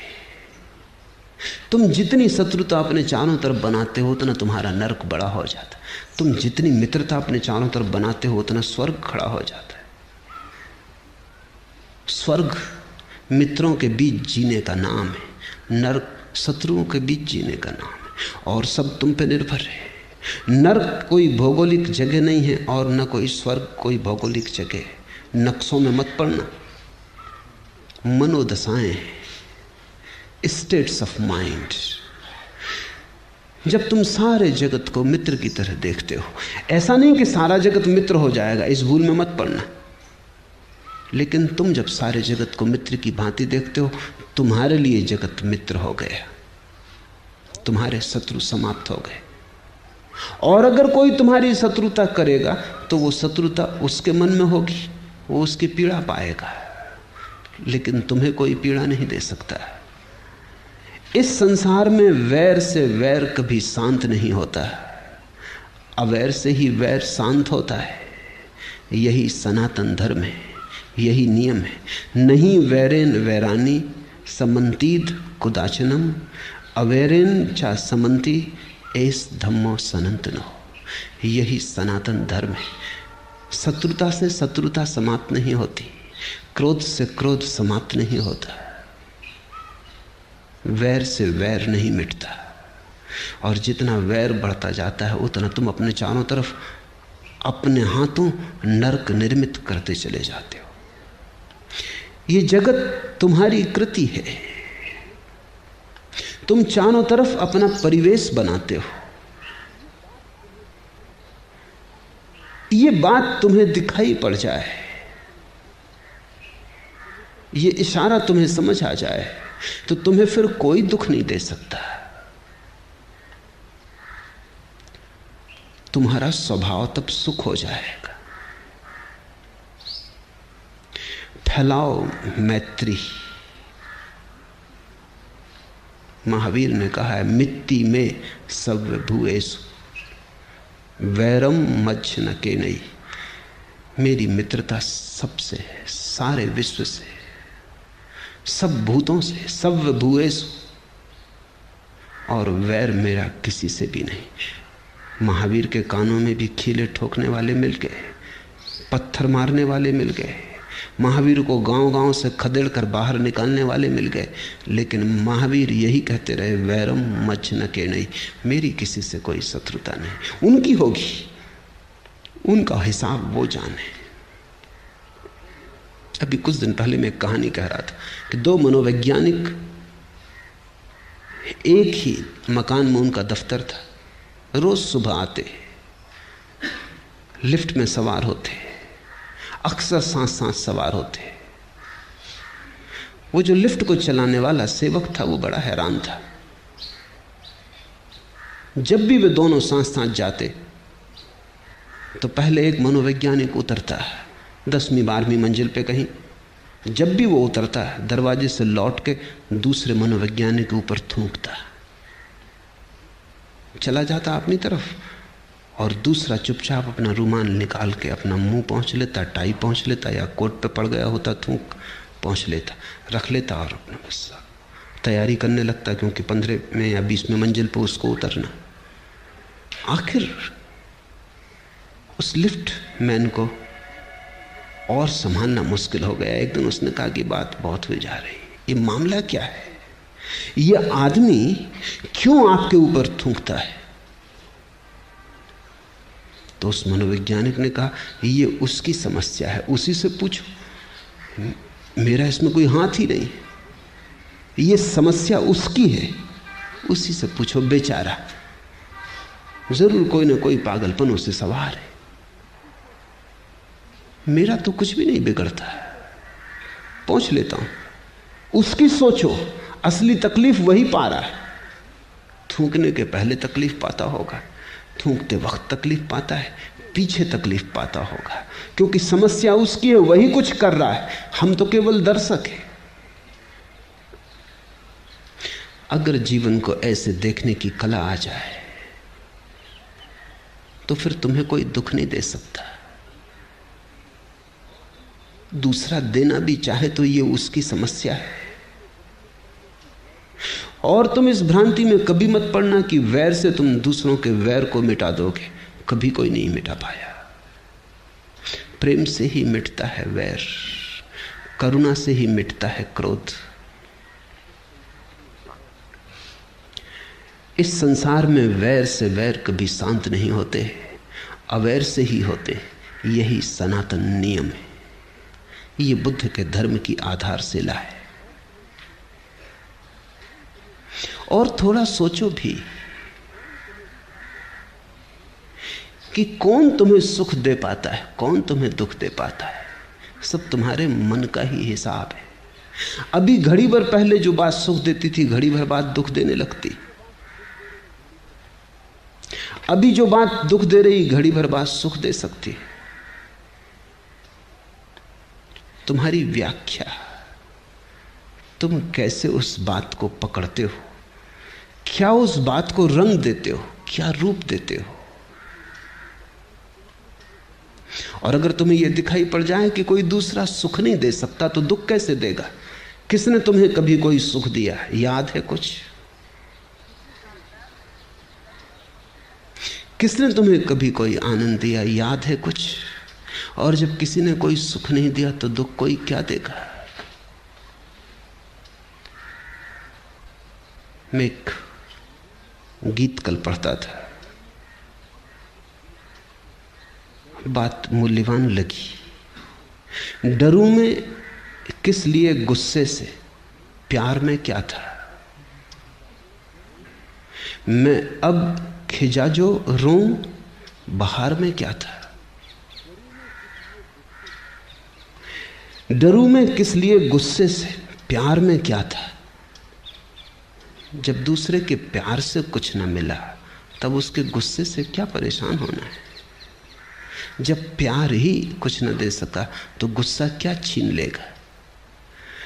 मैं अब खिजा जो रोऊं, बहार में क्या था। और अब पतझड़ आ गई, सब वीरान हुआ जाता है। इसको रोऊं, लेकिन बाहर में क्या था? जब बाहर थी तब भी जब कुछ पास न था, जब बाहर में भी कोई सुख न मिला, तो अब पतझार में दुख का क्या प्रयोजन है? लेकिन आदमी बड़ा अजीब है, जिनसे तुम्हें सुख नहीं मिला उनसे भी तुम दुख ले लेते हो। जिनके जीते जी तुम्हें कभी कोई शांति नहीं मिली, उनके मरने पर तुम रोते हो। मैं एक युगल को जानता हूं। जब तक पति जिंदा रहा, पति और पत्नी निरंतर कलह करते रहे। कभी कभी मेरे पास आते थे, लेकिन सुलझाव कोई आसान न था। सब उलझाव सुलझ जाएं, पति पत्नी के बड़े मुश्किल से सुलझते, क्योंकि सुलझाना ही नहीं चाहते। शायद वही उनकी जिंदगी है, वही व्यस्तता है, वही कुल भराव है, वो भी चला जाए तो फिर बड़ा खाली हो जाता है। कई बार तलाक देने की बात भी उठी, लेकिन उस पे भी राजी ना हो पाते थे। फिर पति शराब पीने लगा और शराब पीते पीते मरा।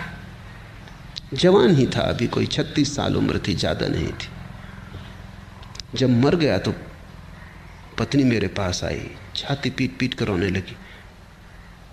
मैंने उससे कहा, अब तू रोना बंद कर, क्योंकि जिस आदमी के कारण तू कभी हंसी नहीं, उसके लिए रोना क्या?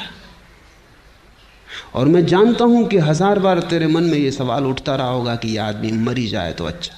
बोल, झूठ कहता हूं या सच? वो थोड़ी चौंकी। उसने कहा, आपको कैसे पता चला? पता चलने की क्या बात है? कितनी बार तूने नहीं सोचा है कि आदमी मर ही जाए तो झंझट मिटे। अब मर गया, आकांक्षा पूरी हो गई, अब क्यों रोती है? जिससे तुझे सुख नहीं मिला उससे दुखी होने का क्या प्रयोजन है? लेकिन यही बड़े मजे की बात है, सुख लेने में तो तुम बड़े कंजूस, दुख लेने में तुम बड़े कुशल। सुख तो तुम बामुश्किल स्वीकार करते हो, दुख तुम द्वार सजा के खड़े हो सदा, स्वागतम, हाथ फैलाए खड़े हो सदा। तुम दुखी होना चाहते हो, दुखवादी हो, अन्यथा कोई कारण नहीं तुम्हारे दुखी होने का। जीवन को जो जानते हैं वो पहचान लेते हैं कि न तो दूसरे से सुख मिलता है न दुख मिलता है, न तो किसी के जीवन से तुम्हें जीवन मिलता है न किसी के मौत से तुम्हें मौत मिलती है। डरूं मैं किस लिए, गुस्से से प्यार में क्या था, मैं अब खिजा जो रहूं बाहर में क्या था। और जब तुम्हें दोनों बातें साफ दिखाई पड़ जाती हैं, तब जैसे एक उद्घाटन हो जाता है भीतर, एक बिजली कौन जाती कि ये मैं ही हूं, अपनी ही शक्ल देखता हूं, दूसरे तो केवल दर्पण है। अपने ही प्रतिबिंब, अपनी ही प्रतिध्वनि, अपनी ही परछाई पकड़ता हूं, दूसरे तो केवल दर्पण है, घाटियां हैं जिनमें अपनी ही आवाज गूंज के लौट आती। इसे बुद्ध एस धम्मो सनातनो कहते हैं। यही धर्म का सनातन सूत्र है। न परमात्मा, न मोक्ष, न वेद, न आत्मा, कोई भी धर्म के मूल आधार नहीं है। बुद्ध कहते हैं एस धम्मो सनातनो। ये छोटा सा सूत्र कि तुम्हारे दुख के कारण तुम हो, तुम्हारे सुख के कारण तुम हो, और दूसरे को दुख देने से तुम कभी सुख न पा सकोगे,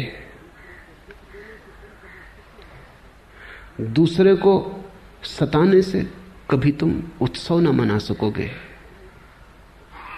वैर से वैर शांत नहीं होता, अवैर से शांत हो जाता है। अवैर बरस जाए, वैर की अग्नि शांत हो जाती। फिर हो या न शांत, ये कोई सवाल नहीं है। तुम्हारे लिए समाप्त हो जाती है। जिस व्यक्ति को यह सूत्र समझ में आ गया उसके लिए नरक नहीं, वो यहीं इसी क्षण में प्रविष्ट जाता है। उसका स्वर्ग कल नहीं है, उसका स्वर्ग अभी है। हम इस संसार में नहीं रहेंगे, सामान्य जन ये नहीं जानते हैं, और जो इसे जानते हैं उनके सारे कलह शांत हो जाते हैं। बड़ी थोड़ी देर का बसेरा है, रैन बसेरा। सुबह हुई और चल पड़ेंगे यात्री। ये कारवां यहीं ठहराना रहेगा। ये तंबू हैं जिनको तुमने घर समझा है, ये अभी अभी लगाए हैं, अभी अभी उखाड़ने का वक्त आ जाएगा। और कितने कारवां तुमसे पहले निकल चुके, उनके पद भी नहीं रहे, खो गए हैं बिल्कुल। दूर उनके पैरों की, घुड़सवारों की उड़ती धूल भी दिखाई नहीं पड़ती। सिकंदर की फौजों की उड़ती धूल भी अब दिखाई नहीं पड़ती। यहां क्षण भर हम हैं। हम जैसे बहुत लोग पहले थे। वैज्ञानिक कहते हैं कि एक एक आदमी के नीचे कम से कम 10-10 आदमियों की लाश गड़ी। तुम जहां बैठे हो वहां 10 आदमी मर चुके। हर आदमी मरघट पे बैठा है, लाशों के ढेर पे बैठा है। कितनी देर तुम जिंदा है? थोड़ी देर जल्दी तुम भी 11वीं लाश बन जाओगे और 12वां आदमी तुम्हारे ऊपर बैठा होगा। कारवां की उड़ती धूल भी दिखाई नहीं पड़ती, कारवां खुद ही धूल हो गए। इस संसार में सदा नहीं रहेंगे, ऐसा जिसको समझ में आ गया उसी को इस संसार में रहने का ढंग आ गया। जिसको समझ में आ गया कि ओस की बूंद है, अब गिरी तब गिरी, भोर की तरैया है, अभी अब डूबी तब डूबी, क्षण भर का खेल है, फिर क्या चिंता है, फिर किसको दुख देना है, किसको पीड़ा देनी, किससे शत्रुता लेनी है। शत्रुता हम ले पाते हैं इसी आधार पर कि जैसे सदा रहना है। तुम थोड़ा सोचो, अगर इसी वक्त खबर आ जाए कि आज सांझ तुम्हारी मौत हो जाएगी, पक्की खबर आ जाए, क्या तुम नहीं अपने दुश्मनों से क्षमा मांग आओगे? क्या नहीं तुम उनसे जिनको मिटाने को तत्पर थे क्षमा याचना कर लोगे? क्या वैर समाप्त नहीं हो जाएगा? जाते आदमी का क्या, कौन सा वैर, किसकी शत्रुता, कैसी शत्रुता? जब विदा होने का क्षण आ जाएगा तुम सभी से क्षमा मांग लोगे, लेकिन पक्का नहीं कि वो क्षण कब आएगा। अभी आ सकता है, लेकिन एक बात पक्की है कि कभी ना कभी आएगा, ज्यादा देर नहीं। जो कली खिल गई, अब फूल के कुम्हलाने में ज्यादा समय नहीं। सुबह हो गई, सूरज चढ़ आया, सांझ को कितनी देर है, प्रतिपल सांझ हुई जाती, सुबह के साथ ही सांझ हो गई। जिसको ऐसा दिखाई पड़ जाता है वो फिर इस जगत में वैर के बीज नहीं बोता, फिर वो कल्याण मित्र हो जाता है, फिर वो मैत्री बोता है, वो अपने स्वर्ग सल काटता है।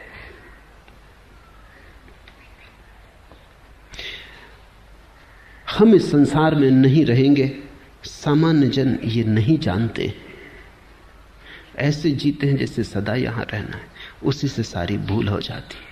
और जो इसे जानते हैं उनके सारे कलह शांत हो जाते हैं। क्षण भंगुर है जीवन, आंख झपी, क्षण भर का सपना है जीवन। इस पर बहुत भरोसा मत कर लेना। इस पे तुमने जितना ज्यादा भरोसा किया उतने ही भटक जाओगे। इसमें सो मत जाना, जागे रहना। नींद स्वाभाविक लगती है क्योंकि नींद सनातन की आदत हो गई है। जागना कठिन मालूम पड़ता है क्योंकि कभी जागे नहीं। लेकिन एक बार तुम जाग जाओगे तो ये जीवन तो क्षणभंगुर हो जाएगा, महाजीवन के द्वार खुलेंगे। एक बार तुम जाग के देख लोगे तो तुम हंसोगे, क्या सपने देखते थे, जबकि सत्य के खजाने उपलब्ध थे। लेकिन बुद्ध उन खजानों के संबंध में कुछ भी नहीं कहते। वो कहते हैं डर है। खजाने की बात भी तुम सुन लेते हो सपने में तो तुम उसका भी सपना बना लेते हो और नींद तुम अपनी गहरी कर लेते हो। इसलिए बुद्ध कहते हैं उस संबंध में कुछ भी ना कहेंगे। इसलिए बुद्ध निषेधात्मक है, निगेटिव है। उनका धर्म नकार का है। वो ब्रह्म की बात नहीं करते, क्योंकि वो तो उसकी बात हो जाएगी जो खुली आंख से दिखाई पड़ता है। वो मोक्ष की बात नहीं करते, क्योंकि तुमसे क्या मोक्ष की बात करनी, तुम इतनी गहरी नींद में पड़े हो, तुमने संसार की ऐसी शराब पी ली कि तुमसे क्या मोक्ष की बात करनी। शराब के नशे में तुम मोक्ष को सुनोगे भी तो भी कुछ और समझोगे, अनर्थ हो जाएगा। वो कहते हैं इतना ही समझो कि तुम नाली में पड़े हो, बेहोश पड़े हो, जागो। बुद्ध मेटाफिजिक्स, दर्शन शास्त्र की बात नहीं करते, वो सिर्फ तुम्हारी बीमारी की बात करते हैं और निदान उनका दुरुस्त 100% सही है। इस निदान पर सोचना। बुद्ध का धर्म भरोसे का धर्म नहीं, गहन सोच विचार, चिंतन मनन, और उसी चिंतन मनन और सोच विचार से उठे हुए ध्यान का धर्म है। परमात्मा, आत्मा, मोक्ष, ये शब्द बुद्ध के लिए पराये। बुद्ध तो तुम्हारे मन का खंड खंड करेंगे, क्योंकि तुम्हारा मन ही एकमात्र सवाल है। जो उपनिषदों ने कहा है, वेदों ने कहा है, कुरान ने कहा है, बाइबल ने कहा है, लेकिन बुद्ध उसको कहते नहीं। इस बात को स्मरण रखना, जो पाना है वो पाकर ही जाना जाएगा। उसकी चर्चा व्यर्थ है और उसकी चर्चा खतरनाक है। ज़ेन फकीर हैं जापान में, बुद्ध को प्रेम करते हैं, सुबह सांझ पूजा करते हैं, लेकिन वे कहते हैं अगर बुद्ध का भी बहुत ज्यादा विचार मन में आने लगे और बुद्ध के प्रति भी बहुत ज्यादा लगाव बनने लगे तो सावधान, कहीं नींद में नया सपना तो नहीं आता। रास्ते पे जाएं, उठा के तलवार काट देना। बोकुजू अपने गुरु के पास था, उसके गुरु ने कहा कि देख अब वो खतरा करीब आ रहा है जब बुद्ध तुझे रास्ते पे मिलेंगे, तू डरना मत, लगाव भी मत करना, राग मत लगाना, उठा के तलवार काट देना, 2 टुकड़े खंड खंड कर देना बुद्ध के, चाहे तोड़ के नमस्कार कर लेना, लेकिन पहले तोड़ देना। बोकुजू ने कहा लेकिन तलवार, कहां से तलवार लाऊंगा वहां? गुरु ने कहा घबरा मत, जहां से बुद्ध को लाया कल्पना का सब जाल है, वहीं से तलवार भी ले आना, उठा के एक तलवार काट ही देना, कहीं ऐसा ना हो कि बुद्ध का सपना आने लगे। बुद्ध ने सपने को कोई सहारा नहीं दिया। बुद्ध से बड़ा मूर्ति भंजक जगत में नहीं हुआ है, और बड़े विडंबना की बात है, बुद्ध से ज्यादा मूर्तियां किसी की नहीं, और उससे बड़ा मूर्ति भंजक कोई नहीं। उर्दू में शब्द है बुद्ध के लिए बुद्ध। बुद्ध जो है, जिसका मतलब अब मूर्ति होता है, बुद्ध का ही बिगड़ा हुआ रूप है। इतनी मूर्तियां बनी बुद्ध की कि बुद्ध शब्द बुद्ध हो के मूर्ति का ही पर्यायवाची हो गया, और इतना बड़ा मूर्ति भंजक कोई भी नहीं। बुद्ध की तलवार तुम्हें काटेगी, तुम्हें खंड खंड कि तुम ही बचो तुम्हारी शुद्धता में, तुम्हारे परिपूर्ण निर्दोषता में, तुम्हारे क्वारेपन में। वही बच्चा है जो काटा नहीं जा सकता, नैनम छिदंती शस्त्राणी, जिसे छेदा नहीं जा सकता, जिसे जलाया नहीं जा सकता। बुद्ध छेदेंगे और जलाएंगे ताकि जो छेदा जा सकता है वो छिद जाए, जो जलाया जा सकता है वो जल जाए, और फिर तुम बच जाओ तुम्हारी परिशुद्ध अवस्था में। वही वेदों का ब्रह्म है, महावीर का कैवल्य है, कपिल और कणाद का मोक्ष, बुद्ध का वही निर्वाण है। निर्वाण शब्द नकारात्मक है। निर्वाण का अर्थ होता है दिए को फूंक कर ज्योति का गई। बुद्ध कहते हैं ऐसा ही निर्वाण है। मैं चाहूंगा कि तुम फूंक मारो और अपने को बुझा दो, और फिर मत पूछो कि कहां गए। खो गई अनंत में, हो गई एक एक के साथ, मगर पूछो मत कहां गई। निराकार के साथ एक हो गई, मगर पूछो मत। कहने में बात बिगड़ जाएगी। चुप्पी और चुप्पी में समझ लो। ऐसी बड़ी गहन बुद्ध के विश्लेषण और निषेध में हम उतरेंगे। अगर तुम हिम्मत पूर्वक बुद्ध के विश्लेषण में उतर जाओ तो बुद्ध तुम्हें परम स्वास्थ्य की दशा